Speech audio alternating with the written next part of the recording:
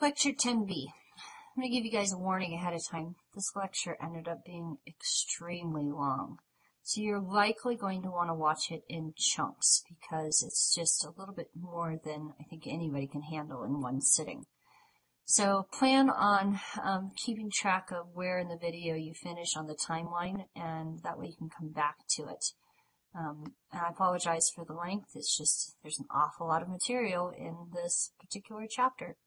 So, with that said, after watching this lecture, you should be able to calculate the t-test values for independent samples and paired samples designs and write interpretations of your findings. You should be able to distinguish between statistically significant results and important results. You should be able to calculate and interpret an effect size for two sample designs. And finally, you'll calculate and interpret confidence intervals for both independent samples and paired samples designs. There are a ton of formulas involved in these particular lectures. So for these 2 pages that I have here, these next 2 slides, I kind of recommend you just taking those pages and maybe even taping them to the wall in front of your computer, or having them by your side the whole time. I certainly had to use them over and over again, along with Table D and my calculator as I was preparing for this lecture. So kind of organize your space with these slides, and we'll talk about how these formulas from these 2 slides are used differently and when and why they're used in the way they are. So for now, just have them ready. An experimenter matched the weight of 4 pairs of volunteers. One member of each pair was randomly assigned to one of the 2 groups. One group fasted for 24 hours and the other fasted for 48 hours. The scores below represent the number of ounces of yummy consumed during the first 10 minutes after the fast. We're asked to test for a difference at the 0.05 level.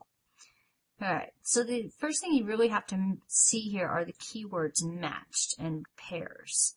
Right, because the calculations for a matched pairs or a paired samples design is very different than for an independent samples design. And we'll actually, in a later slide here, do this very same premise of an experiment minus the matched part of it.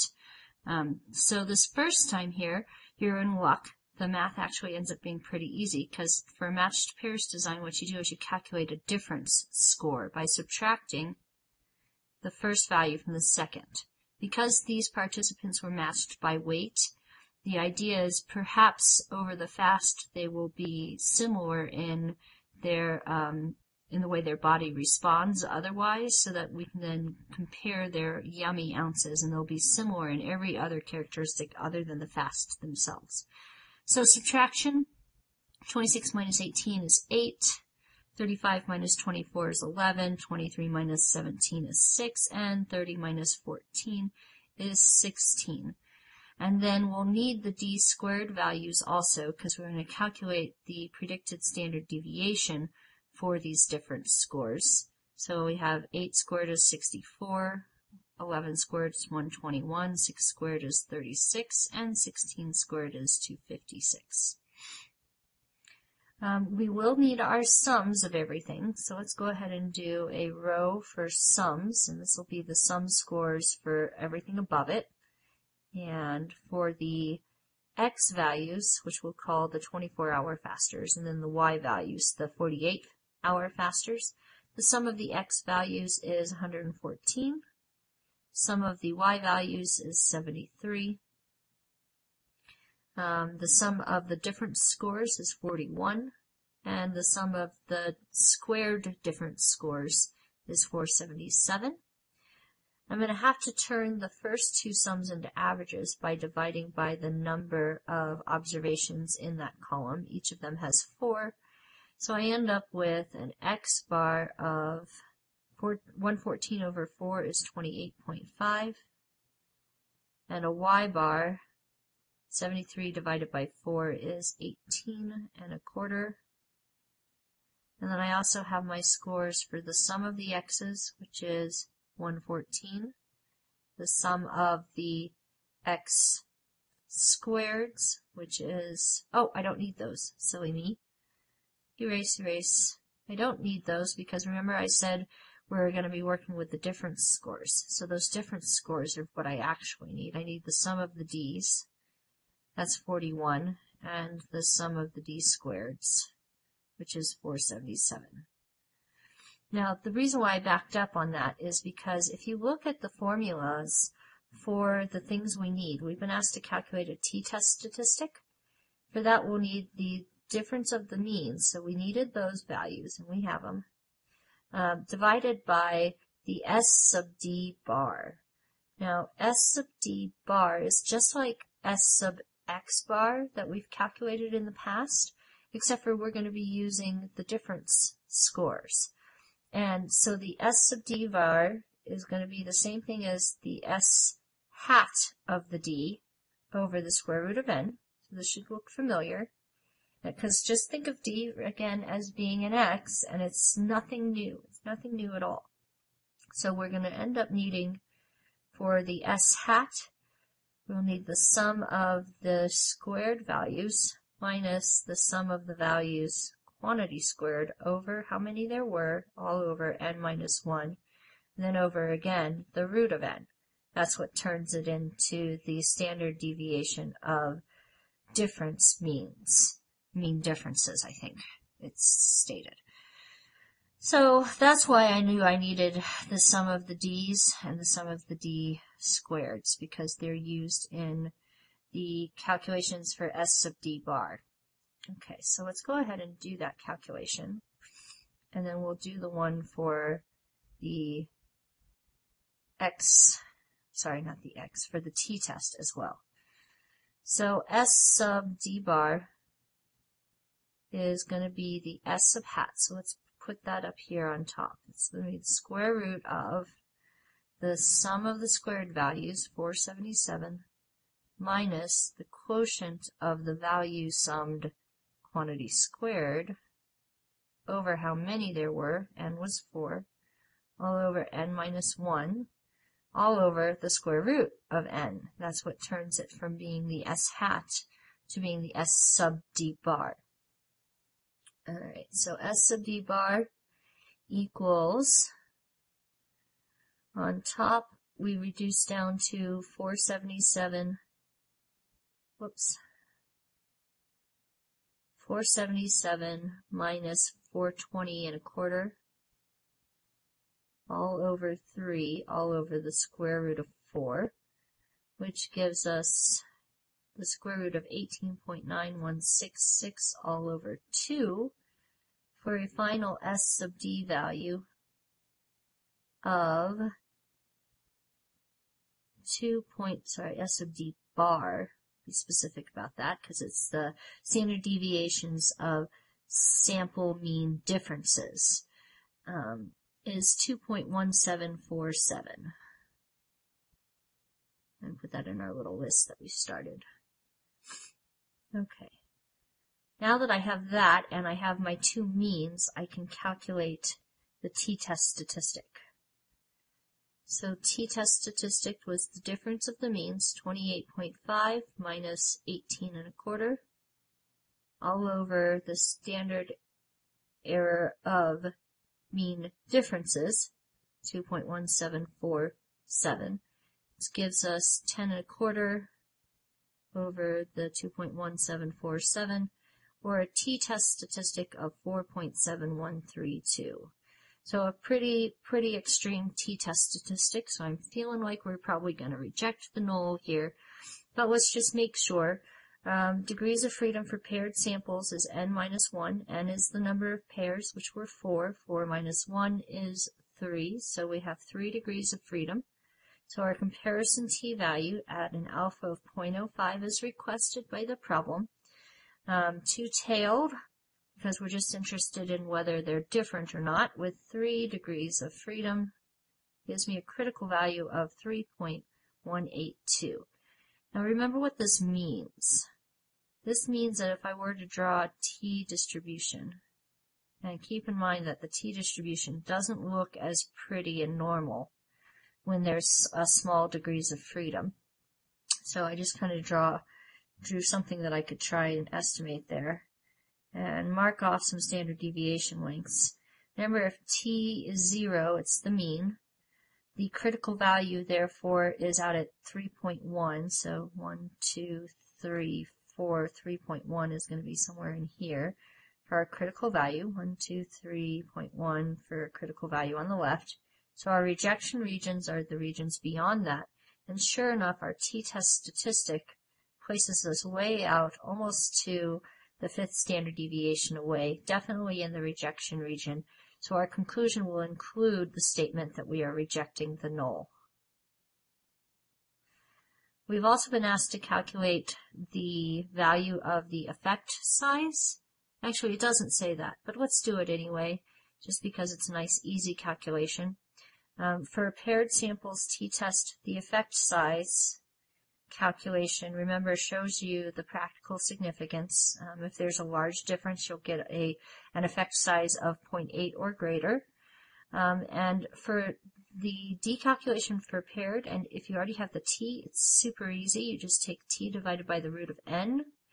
And the t value, I erased it, but I still have it on my paper, as I'm betting you do, was 4.7132 divided by the square root of 4 gives us a d of 2.36, which of course is quite large.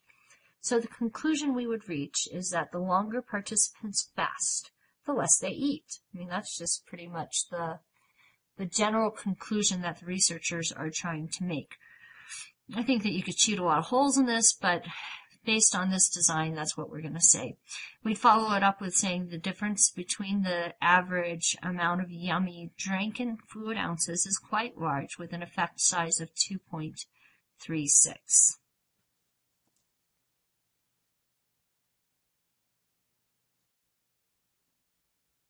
An experimenter randomly divided a group of volunteers into 2 groups. One group fasted for 24 hours and the other for 48 hours. The person in the 24-hour group, one person in the 24-hour group dropped out of the study. Scores below represent the number of ounces of yummy consumed during the first 10 minutes after the fast.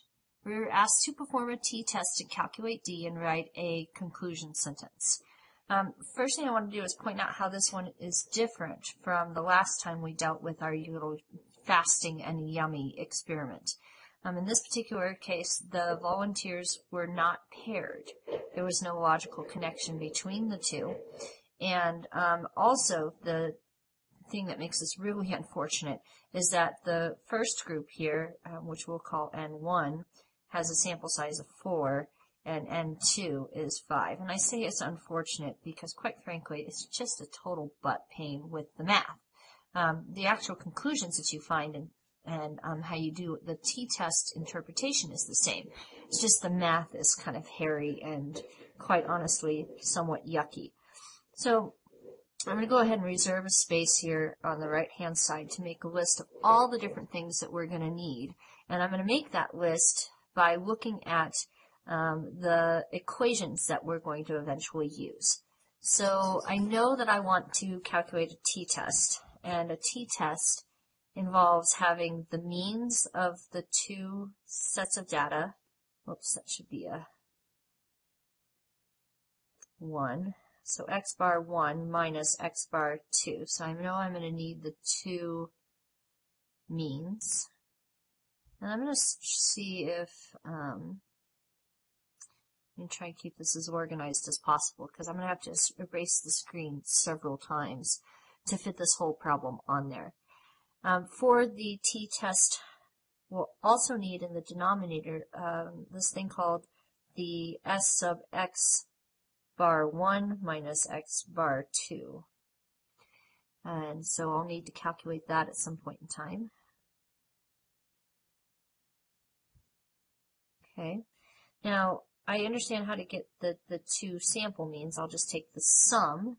So I know I'm going to need the sum of the x1 values, and I'm going to need the sum of the x2 values. That's how I'll get the sample means, because I'll also need the n1 and the n2. Gosh, I hope I have enough room for everything in my list. Let's see, this guy here on the bottom, has a big, hairy equation. I highly recommend you just open up your book, find it, and leave it open, because like I said, I'm going to have to make room on this slide, so I'll have to be erasing things. The S sub x bar 1 minus x bar 2 is a really, really nasty equation when you have unequal ends. And it starts off with basically adding the s hats for each set of x values. So you're going to have the sum of the x1 squared minus the sum of the x1 quantity squared over n1. And then you're going to add to it the s hat part of the numerator for the second set of data, so the sum of the x2 squared values, and that then minus the sum of the x2 values quantity squared all over n2. And then this part is all over the same as the degrees of freedom, so it's n1 plus n2 minus 2. But we're not done yet, and I'm going to run out of room. So, but underneath this parentheses is also then a 1 over n1 plus 1 over n2, and all of it is underneath the square root. So I'm going to make this stuff go away here, and then we're going to make our list. And like I said, I hope that you still have that kind of included on your the book open in front of you, so that it's a little bit easier for you to see these connections than what my screen gives me access to. So let's see. I know that I'm going to need the sum of the x1 squared values and the sum of the x2 squared values. And that should be it that I need to calculate the s sub x bar 1 minus x bar 2. But I still have the d thing to consider, and for the d, the calculation is x bar 1 minus x bar 2 over s hat. And this s hat comes from yet another hairy calculation.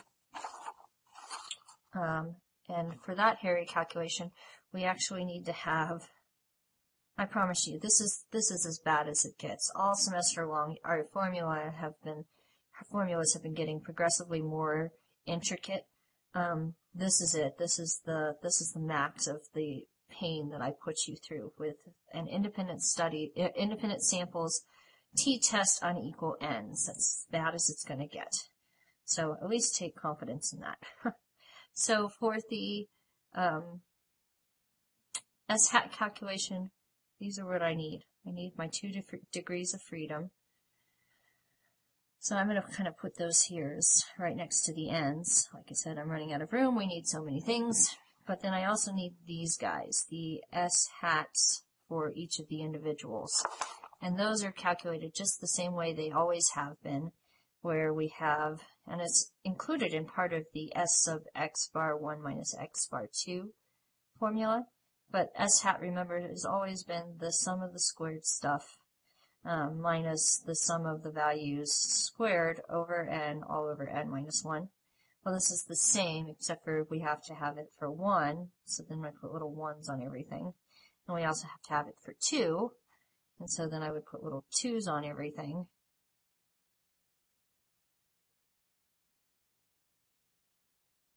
And I realize the only thing that's really new here is the fact that I just do need the s hat 1 and the s hat 2 values. And I want you to look in the equation. I actually need the squared values.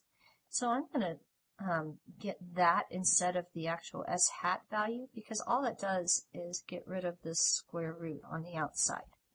Okay, so when we do that calculation, I'm going to work it all the way up until the end where I have some number underneath the square root.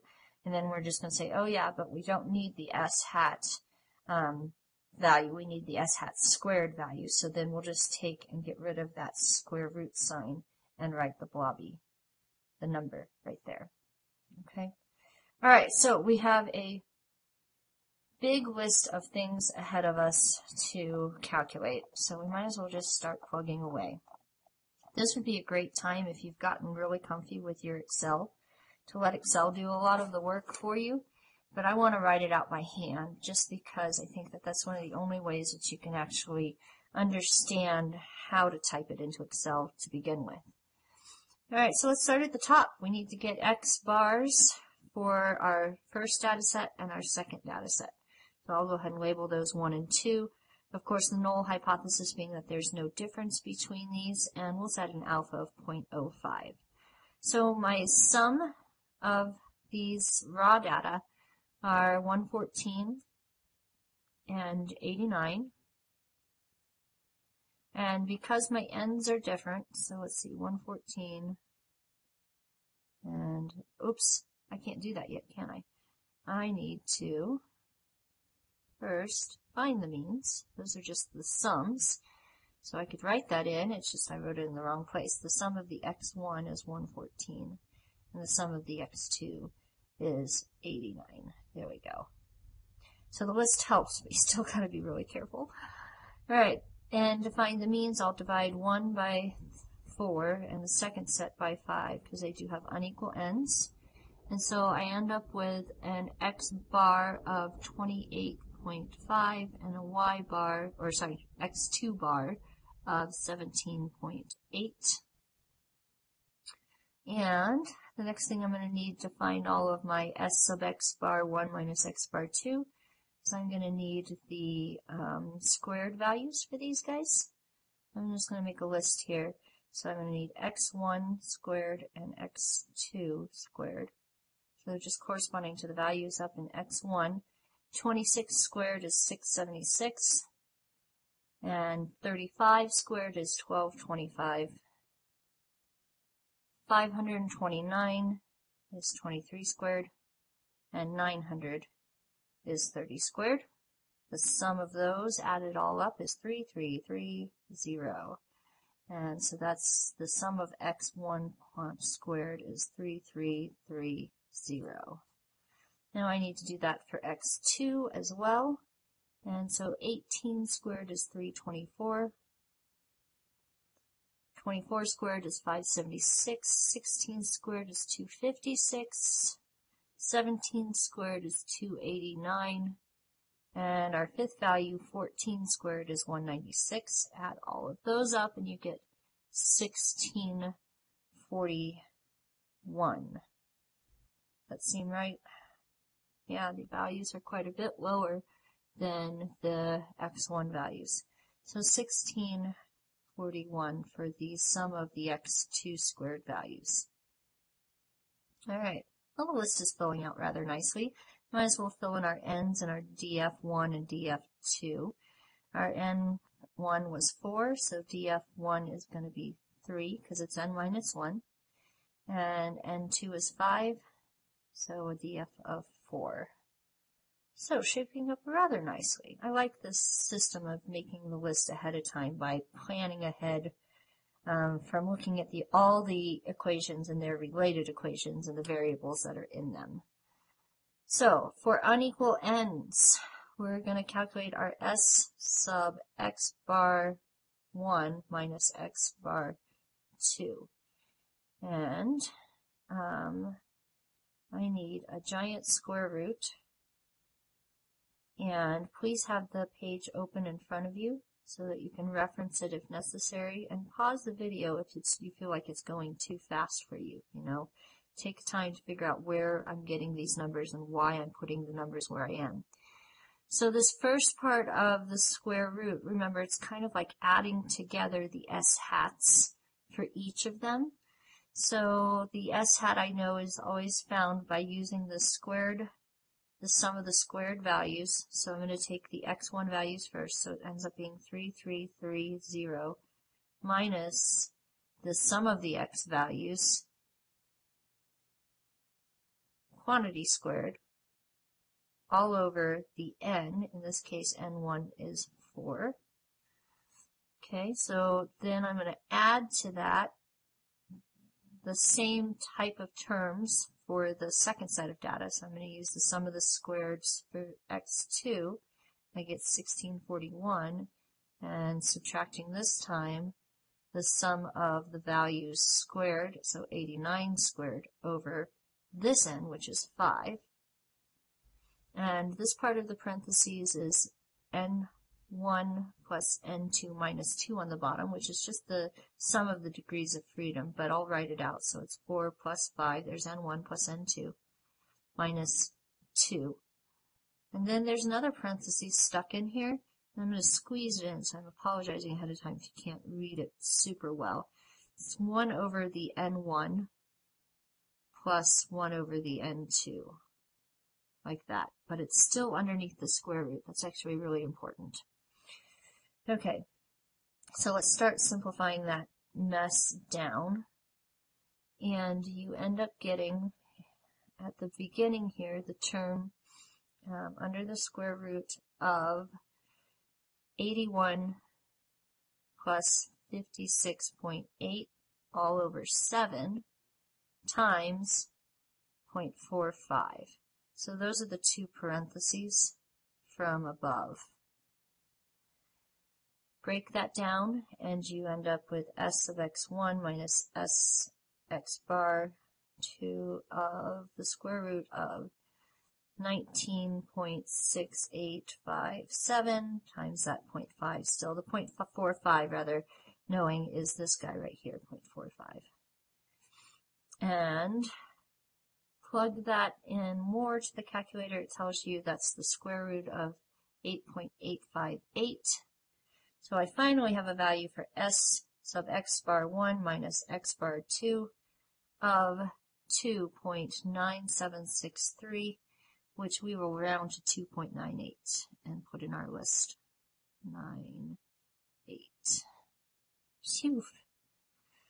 Okay. Guess what? We still haven't done the t-test, but we're about to, because we now have everything we need to do that t-test. The t-test equation is the difference of my two means all over the standard error of the different mean differences, I think is how you say it, what we just calculated. And that's a standard deviation, so still we're doing the same process as we've been doing since z-scores way back several chapters ago. 28.5 minus 17.8 all over 2.98. T boils down to 10.7 over 2.98, which gives us a value of 3.59. I'm feeling pretty good that we're going to reject the null, but we'll look it up just in case. Alpha of 0.05 for a two-tailed test. Now our degrees of freedom, remember, are n1 plus n2 minus 2 if you have unequal n's. So that's going to be 7. And the comparison value for that is 2.365. So sure enough, our t-test statistic is more extreme, so it will be in the rejection region. So we can make the conclusion that we'll be able to reject the null hypothesis at an alpha of 0.05. Alright, so that's good. The question also asks us, unfortunately, to calculate the value of the effect size index. And that's why we have to do these last couple of things in our list, and that is to calculate the S hats individually. So we're looking for S hat of the values from list 1, and I know that that's going to be the sum of the x1 values squared minus the sum of the x1 values quantity squared over n1 all over n minus 1. And so plugging those numbers in, I get 3330, yes, minus 114 squared over 4 all over 4 minus 1, which breaks down to the square root of 27. Now we could solve that all the way to the actual S hat value. It ends up being like 5.20 or something like that. But remember, we really want the variance, and the variance is the standard deviation squared. So if we do that, all that it results in doing is giving us the value inside that square root as our variance. So I'm going to write that one down rather than deal with my calculator again. And let's now calculate it for the second set of data. So this is going to be the variance of the second set of values. So I'm going to take the 1641 minus 89 quantity squared over 5, because it's a different n, 5 minus 1. This one gives me not quite as nice of a pretty number because it has a decimal, but it's not that big of a deal. Whoops, I don't need that square root there because I didn't even write the formula for the standard deviation. I went ahead and just wrote it for variance by leaving that standard or square root out. So the variance of the second set of data, the predicted variance, is 14.2. Now that we have those guys, that tells you how big this problem is. That was me turning my scratch paper over that I worked the problem on ahead of time. So I'm guessing that you have also moved on to perhaps the second sheet by now. I need my S hat. Remember, I need my S hat because of the D equation for unequal ends is this unfortunate mean, but then on the mean difference, but then on the bottom just plain old S hat. So S hat is equal to the variance of the predicted variance, that's what the hat tells us, remember. So the predicted variance of the first set of data times its degrees of freedom plus the predicted variance of the second data times the second degrees of freedom all over the sum of your degrees of freedom. Don't ask me who came up with all of these mathematical equations, but there's some theorists out there who just think that this is fun for some reason. I kind of think it's fun when I get a nice round number, but this part is just tedious. All right. How many of you just rolled your eyes? Probably a lot. So the variance of the first set of data was 27. Degrees of freedom for the first set of data were 3. And I'm adding the variance for the second, which was 14.2, times the degrees of freedom, which is 4. Remember, our degrees of freedom were just n minus 1 for each list, all over the 3 plus 4, for that total of 7. And this boils down to giving us an S hat that we can calculate from the square root of 18.257. if everything was done correctly, and S hat equaling 4.2728, so 4.27. And that somehow managed to not make it into my list of things on the right-hand side here, but we do need it for our very last calculation of this big nasty problem before we can write our final conclusion statement for unequal ends independent samples t-test. So x bar 1, 28.5 minus x bar for the second set of data, 17.8, all over s hat, which is 4.27, gives us a d of 10.7, that hasn't changed, but over 4.2728, which gives us 2.50 smackaroos.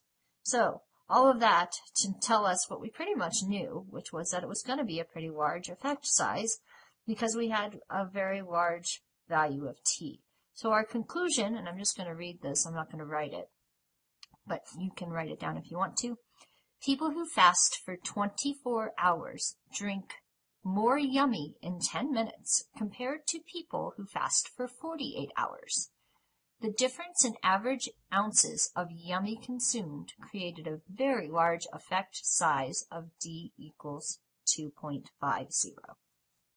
There you have it, the worst possible equations you could possibly get for this course, and you did it. You finished it. Nice job.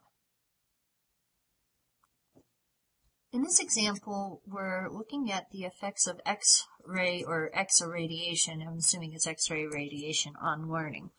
Now, this was a study performed on rats, and it was a study performed on rats that were paired on the basis of number of errors. So much like in one of our previous examples, they had a rat run a maze and a bunch of rats run mazes, and the rats who had similar errors on that first maze were paired together.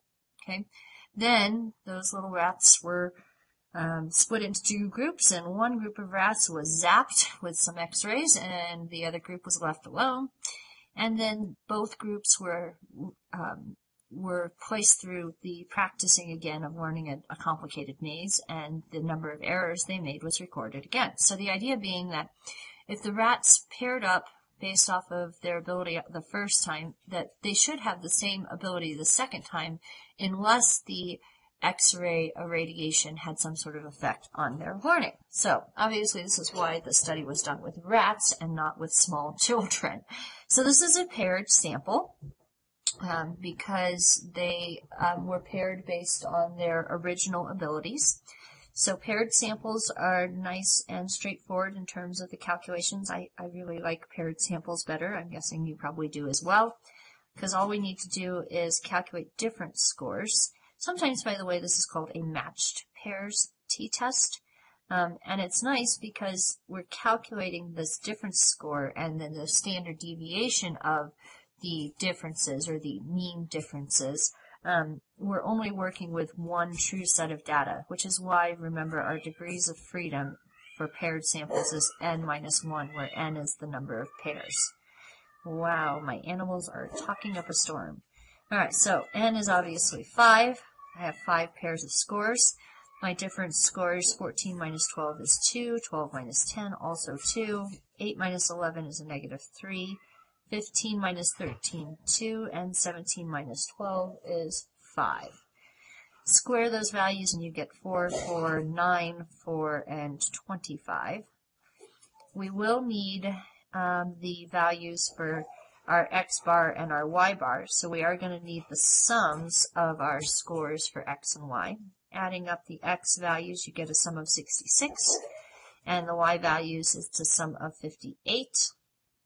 And we have an x bar with an n of 5 is 66 divided by 5, which is 13.2, and 58 divided by 5 for y bar is 11.6. I'm getting a little bit ahead of myself here again. I tend to do that because what we really need to do is we need to make sure that we follow our steps being to first state 2 logical hypotheses. So our null hypothesis here would likely be that there is no difference in the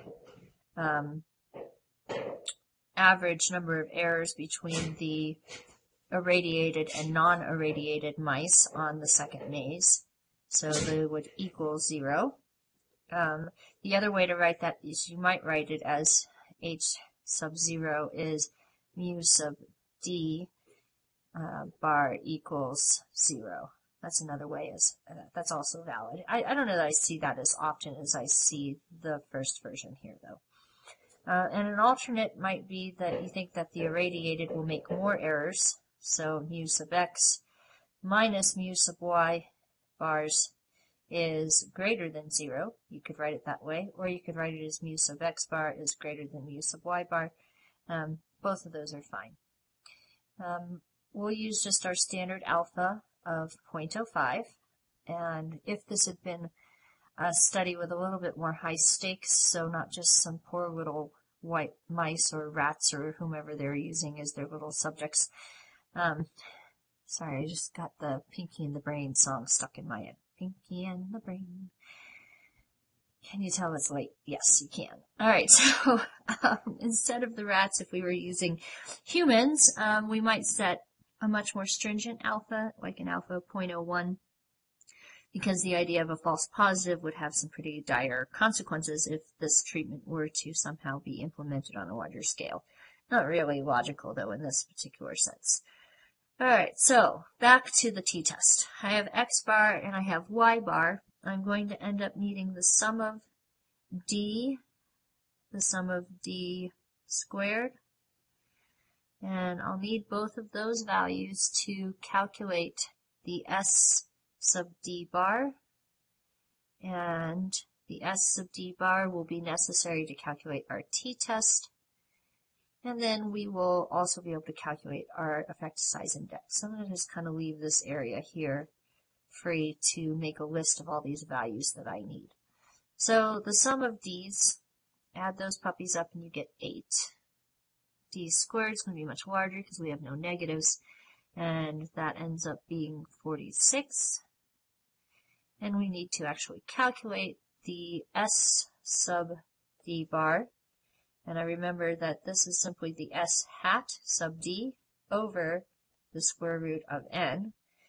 But it's that s hat sub d that gives us a little bit of trouble, but it's just another standard deviation, estimated standard deviation calculation using the d's instead of x's and y's.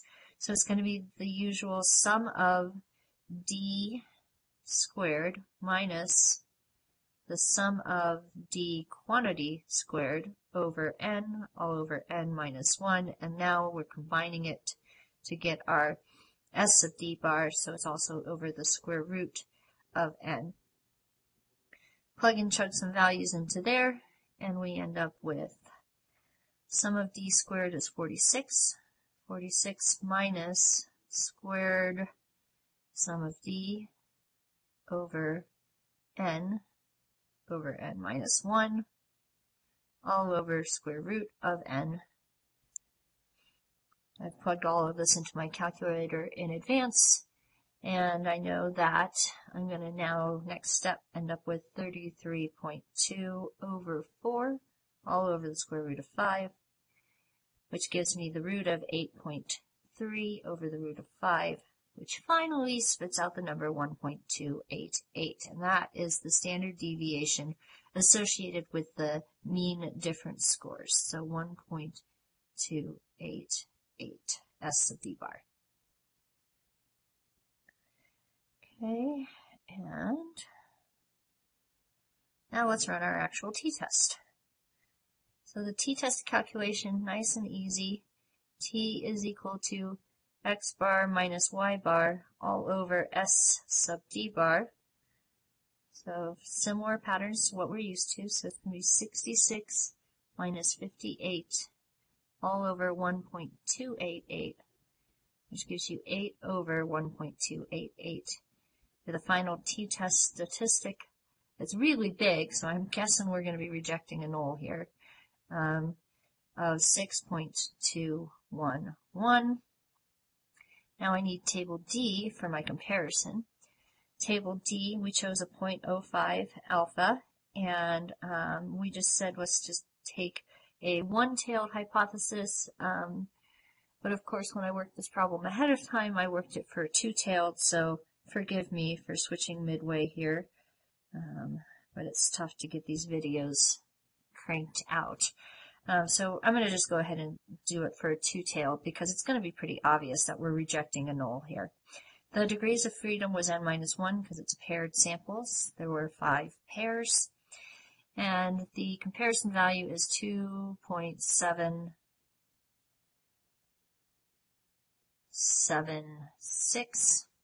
We are way larger than that, so if we drew the t-distribution, our critical values would just be, 3/4 of the way between the second and third standard deviation from the mean, but our t-test statistic is way out farther down on this theoretically infinite tail. All right, so we're definitely going to be able to reject the null. So let's calculate a D value, an effect size index, just to make sure that we have also explored the practical significance here as well as the statistical significance. And the D, remember, for a paired sample is really easy, T over root of n. T was 6.211 over root of 5, gives us an enormous effect size index of 2.78. So my conclusion would be something along the lines of rats that have been irradiated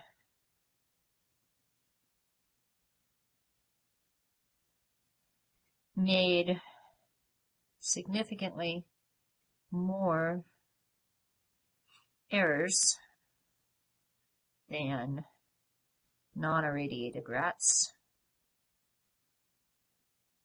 Poor little guys. The mean difference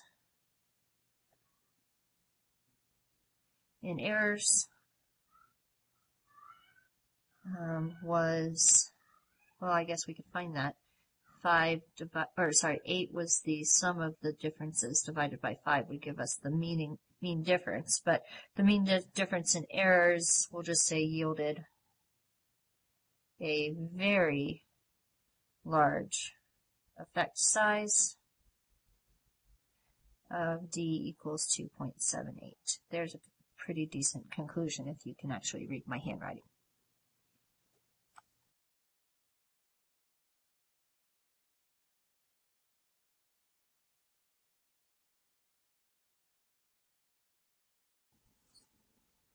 A school psychologist wanted to determine whether attitudes of men towards abortion were different in rural and urban areas. He prepared a questionnaire and administered it to a group of city dwellers and a group of country dwellers. Each city man was matched with a country man on age, income, and education.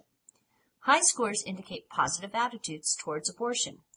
Here are the questionnaire scores. Now, the key word in this statement here was that they were matched. So that what we have is a pair of men that are similar in all other areas except perhaps their attitude on attitude towards abortion. So this is a matched pairs design. So what I want to do for a matched pairs design is call one of these categories X and the other category Y. And fortunately, I see that I have an equal N, the same number of scores for the rural as I do for the urban. So I want to establish the difference scores and then the square of those difference scores. So I want to start off here by just subtracting. 22 minus 25 is negative 3. 19 minus 23 is negative 4. 18 minus 20 is negative 2. 17 minus 18, negative 1. 15 minus 12, positive 3. 10 minus 9, positive 1. 6 minus 4 is 2, and 4 minus 3 is 1. Now we'll go through and square these, which will get rid of our negative numbers. 3 squared is 9. 4 squared is 16, 2 squared is 4, 1 squared is 1, 9, 1, 4, 1. Now to run the t-test for a paired samples, I know that I'm going to end up needing some values. I'm going to need the x bar and I'm going to need the y bar. I'm also going to end up needing the sum of the x scores. The sum of, am I going to need the sum of the x scores? No, actually I don't, and that's why we only have the 1 degree of freedom. That's right. So I'm going to get rid of that, and what I need is the sum of the D, difference scores, and the sum of the difference squared scores. That's what makes this particular set of calculations separate from the independent samples, because independent samples you actually have to worry about all the different sums and squares of sums instead of just the differences. Alright, so I do need the x bar though, so I am going to have to add up all of the original x scores and divide them by, what's my n here, 8. So n of 8. So adding up all of the rural men's scores give you a total of 111. 111 divided by 8 is 13.875. And for the y values, it's 114. And that average is 14.25. The sum of all of the d's, if you add them up, you end up getting a whopping negative 3. Because a lot of the negatives were canceled by positives in this particular column. And of course we lost all of our negative scores when we squared them, so the D squared score is positive 45. So eventually we're going to run a t-test, to do the t-test, looking at the equation, I know I need the x bar minus the y bar. I have those. And then I need to divide that by the s sub d bar. Okay, so s sub d bar is what I need to calculate. So let's remind ourselves what the s sub d bar calculation involves. It involves knowing s hat sub d over the root of n. Okay, well, I know what n is, so I don't have to worry about the denominator there, but I do need to worry about the s hat part of that, because that has its very own calculation, but it's a very familiar calculation. I don't want you to look at these things and think that every time we throw new symbols out there, that they're a brand new calculation, because if you look at this, you'll realize it's just your normal s hat calculation using the d values instead of an x value or a y value. So it's still the sum of the squared differences minus the quotient of the sum of the differences squared over n, all divided by n minus 1. So I can plug those numbers in now. I have them all in my little handy-dandy list. And I know that my sum of the squared differences is 45 minus the sum of the differences. Now I'm going to square it, so minus 3 squared, all divided by the sample size, which is n, 8, all over n minus 1, all over again the square root of n. Work that down step by step in the calculator. Remember, you're always working from the inside out. And so doing that, I end up with, on top, 43.875 divided by 7, all over the square root of 8, which then simplifies to the square root of 6.2678, all over the square root of 8. And finally, my calculator finishes this off for me. And you could be better at it and go good at putting things in the calculator in one long string. That's fine. I'd show it in these steps because I know that many people aren't using a fancy schmancy calculator, and it's nice to know in between that you've done the correct things. So I finally end up with an S sub D bar of 0.885. Okay, now what? Well, remember the whole point was to calculate a t-score because we want to be able to test the significance of the difference between these two matched pairs. So S sub D was our missing piece, S sub D bar rather. And so now I'm going to plug and chug in my values. I have 13.875 minus 14.25 all over the newly calculated S sub D bar, which is 0.885. Do that, you'll get a negative number, and that's okay. That just says that the first mean was smaller than the second mean. So it's negative 0.375 over 0.885, which results in a t-test statistic of negative 0.4237. Now remember, when you look that up on the table, you don't look up the negative, and oftentimes the multiple choice won't have it as negative either, because we understand that this is just a t-test statistic is the symmetrical standard deviations away from the mean on a t-distribution. So t equals 0.424. Seems like a reasonable number of digits because of what we get off of the t-test table. So we need to figure out what significance level we want here. We probably should have chosen that earlier because our null hypothesis, remember, is that the mean between the rural is not statistically different from the mean from the city urban dwellers. And since we're doing a test of difference, I'm just going to write it this way. You could write it, not men, they're all men. This needs to read city or urban, and that equals 0. There's no difference between the two of them. And an appropriate alternate would be unless you had evidence to suggest there's a difference, you would just simply say there is no difference. It is not equal to 0, or there is a difference, rather, there's no direction. So then our t-test statistic of 0.424 needs to be compared to an appropriate level of alpha. We'll go with our standard 0.05. So t at 0.05, this is a two-tailed test for paired samples. N is 8, so n minus 1 is 7. Look up that value on the table, and it gives you 2.365 as our comparison value. And I was pretty darn sure we were not going to reject a null because this is a really small t. So it's not going to be very far out on the tail, so it's likely not to be in the rejection region, and it sure enough is not. So what we can conclude is that we must retain the null hypothesis.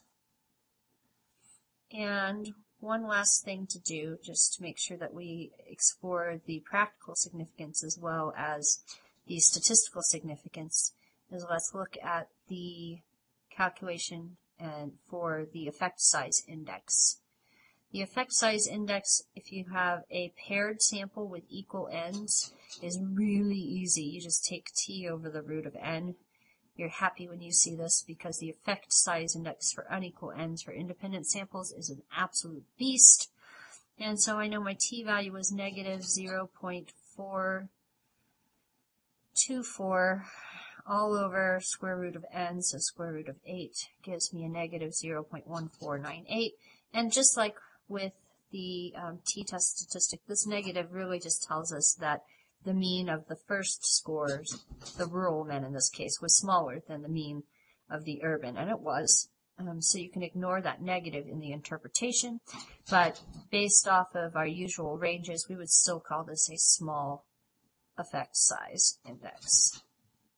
So as a conclusion, if I wanted to write one out, I could say there is no statistically, S-T-A-T-I-S-T-I-C-A-L-L-Y, statistically significant difference between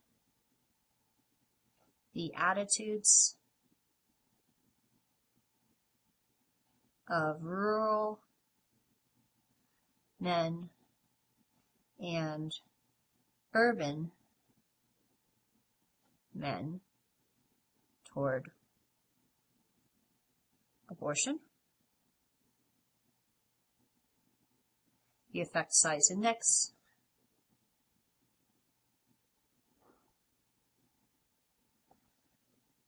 D is small. And I might throw it in parentheses, D equals 0.15. End. So no statistically significant difference is the part about retaining the null hypothesis and stating the effect size. We've stated that sure there is a difference, but that difference is small, and it's likely just due to chance and not due to actual differences in attitudes.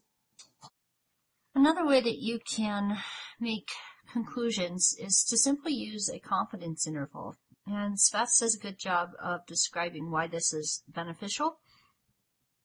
And what I want to do is I just want to give you some quick and dirty examples of how you can use a statement about a confidence interval to understand whether you have enough evidence to reject the null when you have the situation of mean differences, and you're comparing mean differences. And the reason why it's specific to mean differences is because you know that the null hypothesis is always going to be that the difference between the two, whatever they are, whether they're paired or not, is going to be 0.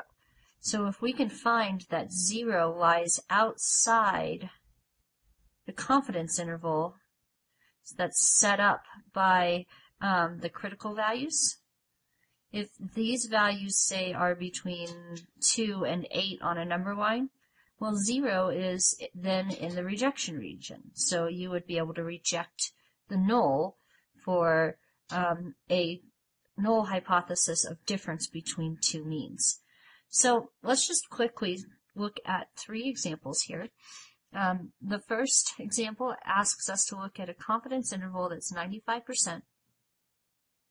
So I'm going to just draw a quick estimate approximation of a normal curve that has 2.5% on either side of the critical values, and the critical values are found for a particular set of data to be symmetrical around 0. So from negative 2.1 over to positive 2.10. Now these values here are not standard deviations. This is like a number line value. So it's not like when we calculate a t-score or a z-score. These are the actual numbers from differences. So say you had two lists and they were both like 536, 537, so lots of numbers, 500 and something. And then the data that were being compared to were 528, 529, and those differences, 95%, tended to lie between having a negative 2.10 or a positive 2.10. So either one mean was greater than the other sometimes, and the other times it was reversed, so that on average the mean difference was 0. So this is an example clearly where 0 being the score of interest that we're comparing to, because it's a mean difference. 0 is clearly within the middle of the curve. It is not in the rejection region, so this would be an example of retaining the null hypothesis. In our second example, now what we have are values that are still a number line, so still the same game. 2.31 is the lower boundary, and 24.62 is the upper boundary. So if the mean difference is 0 that we're testing, it's clearly within the rejection region on the left-hand side here. We only know about the 95% confidence interval. We can't make any judgments about the 0.01 and the 0.001 without more evidence, but we can clearly reject this particular null hypothesis at the 95% confidence level. And then finally, this last example is much like the first one, where the number line values for the difference scores are symmetrical around 0. They don't have to be, but they are in this example. So 0 would not be outside in the rejection region, so we would be forced to retain that null hypothesis. Okay, last slide in the world's longest lecture. I'll let you go ahead and pause the video and read it, just to save a little bit of time here. But the bottom line is we have an independent samples test, and I know it's an independent samples test because I've got 12 kiddos in one group, 12 kiddos in the other group, and there was no evidence of trying to pair them up for anything. So we're going to call the individuals as 1 and the group competition as 2. And they've been kind enough to give us the sum of the x's, the sum of the x squareds, and the n's, which means I can easily find the means by taking the sum of the x's and dividing by, of course, n. I get a mean of 16 for group 1 and a mean of 24 for group 2. I have been asked, I think, to put a 99% confidence interval around the mean differences. So I'm going to look at the confidence interval formula, and it's taking the mean difference, which makes sense, and it's an add or subtract using my t at a given alpha, and then my standard deviation, and the standard deviation, of course, I want this time, is of mean differences between independent groups. So it's just a matter of making sure you choose the right equation to start with. Now, n1 and n2 are equal, thank goodness. We've been through that hell already once. So let's just very simply calculate the values that we need for this. So I've got the x bar 1 and x bar 2, that's 16 and 24. T at alpha, well, alpha is going to be 0.01. And for degrees of freedom, remember, you've got to take the sum of the n's and minus 2. So I'm going to do n1 plus n2. 12 plus 12 is 24. Minus 2 gives me a degrees of freedom of 22. Look that up on the table, and you have a T alpha of 2.819. So now the only thing I'm missing is the standard error of mean differences. So I need to calculate that little guy, and it is S sub x bar 1 minus x bar 2 equals the square root of the sum of my s hat values is what it ends up being. So I'm going to have the sum of the x1 squared values, which was 3347, minus the quotient of the sum of those values quantities squared. So that was 192 squared, all over n1, which was 12. Add on to that, I guess that little sum symbol is superfluous. Add on to that the values for the second set. So I'm going to have 7308 minus 288 squared over 12. And all of that is going to be, the denominator is a little weird. The denominator is n1 times n2 minus 1, like that. So it's going to be 12 times 12 minus 1, or 12 times 11. Break this all down, you get the square root of 275 plus 396 all over 132, which gives you an s sub x bar 1 minus x bar 2 of 671 over 132 square rooted, or the square root of 5.083. Final answer, s sub x bar 1 minus x bar 2 is 2.25. So s sub x bar minus s sub x bar minus x bar with 1 and 2 is 2.25. Okay, so now that I know that, I'm just a step away from my confidence interval. So my mean differences is 16 minus 24, and you could flip those. It doesn't really matter, and I'll talk about why here in just a second. 2.819 times 2.25. So it's going to be negative 8 plus or minus 6.34275. So you're going to get a lower limit of negative 14.34 and an upper limit of negative 1.66. If you had done it flipped, you would have just gotten a lower limit of positive 1.66 and an upper limit of positive 14.34. And either way, it would not have mattered in the interpretation, because 0, which is the mean difference of the null hypothesis, is not in that range, regardless if it's the positive or negative side of the number line. So if this is positive 1.66 on the left and positive 14.34 on the right, 0 is farther to the left than the left-hand boundary of our 99% confidence interval. So we would have enough evidence to reject the null hypothesis that there is no mean difference. If I had written it instead with my lower boundary being the negative 14.34 and the upper boundary being negative 1.66, 0 is still out of the range. This time it would be too far to the right, and I would still reject the null hypothesis. Okay. I'm also supposed to calculate a D value for this set here. And for the D value,